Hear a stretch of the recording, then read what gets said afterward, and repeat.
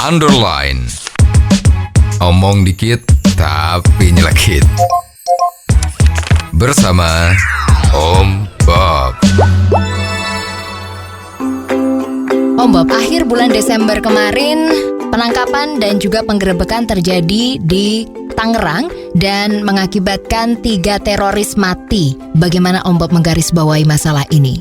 Kegiatan teroris ini sempat tercium oleh Densus 88 dan kemudian dilakukan penggerebekan. Betul. 3 orang mati, 1 orang ketangkep. Ya. Secara bersamaan juga tertangkap teroris-teroris yang ada di Batam, di Payakumbuh. Jadi kegiatan ini semua sepertinya ada hubungannya. Yang paling menakutkan, mereka pembuatan bomnya itu makin lama makin besar. Kemarin salah satu yang ketangkap itu bom itu bisa mengakibatkan kerusakan dalam jarak 300 meter. Dan yang patut kita waspadai itu ternyata pelaku-pelaku ini adalah residivis. Ada residivis kriminal melakukan pembunuhan pada saat di dalam penjara ternyata dijadikan satu sel dengan teroris. Ternyata begitu dia lepas, sudah di masyarakat kembali, itu dia ikut-ikut jadi teroris. Betul. Wah, ini kan sangat bahaya ya. Ada juga yang bekas aksi teror yang dilepas menjadi teror kembali. Betul. Ini perlu kita telaah mengapa hal ini bisa terjadi.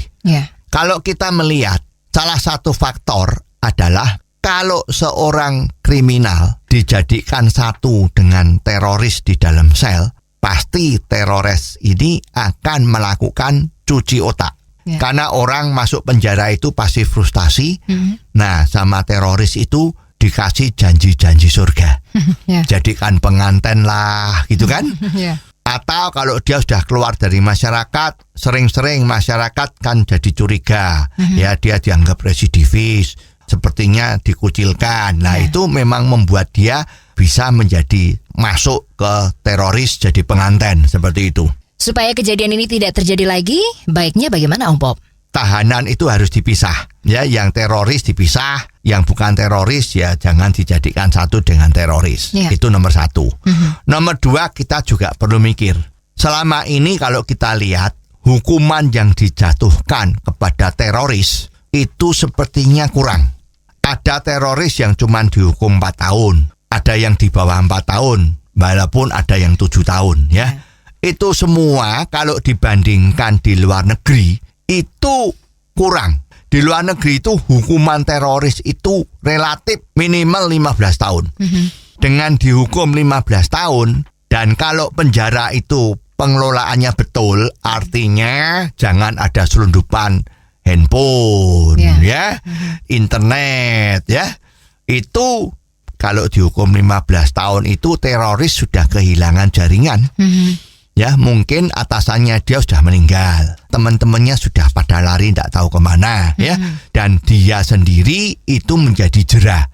Aduh, besok kalau aku berbuat lagi saya dihukum 20 tahun lah, saya bisa mati di penjara kan? Nah, itu tujuannya. Selain itu diperlukan juga undang-undang anti terorisme ini segera disahkan oleh DPR. Karena sekarang undang-undang di Indonesia itu tidak bisa menangkap dan menahan lebih dari 24 jam kalau belum ada bukti-buktinya. Padahal untuk gerakan-gerakan teroris ini buktinya itu susah dicari kalau belum terjadi peledakan. Lah mestinya kita harus cepat-cepat merevisi undang-undang anti teroris ini yang sekarang sudah ada di DPR agar supaya pemerintah, kepolisian itu bisa cepat-cepat mengambil tindakan sebelum terjadi. Begitu ada yang dicurigai, boleh ditangkap lebih dahulu dan boleh ditahan agak lama. Ya, memang banyak sekali lembaga-lembaga yang memerhatikan hak asasi manusia pada protes. Tetapi sebetulnya mengenai teroris ini, kalau kita sangat memerhatikan HAM-nya, akan menjadi senjata makan tuan. Jadi sekarang kita mau milih yang mana. Tidak ada yang sempurna di dunia ini. Pasti ada positif dan negatifnya. Lah, undang-undang kita ini juga harus melihat positifnya kalau undang-undang itu dilakukan, lebih banyak apa tidak? Kalau itu lebih banyak, cepat-cepat DPR segera mengesahkan agar Indonesia paling sedikit jangan menjadi sasaran yang paling empuk untuk teroris merajalela di Indonesia. Oh, jadi begitu ya Om Bob. Jelas deh sekarang. Terima kasih Om Bob untuk waktunya. Sampai ketemu lagi di waktu yang akan datang.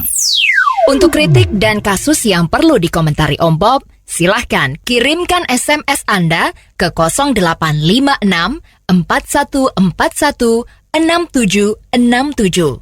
Sekali lagi, 0856 4141 6767. Underline. Omong dikit tapi nyelekit. Bersama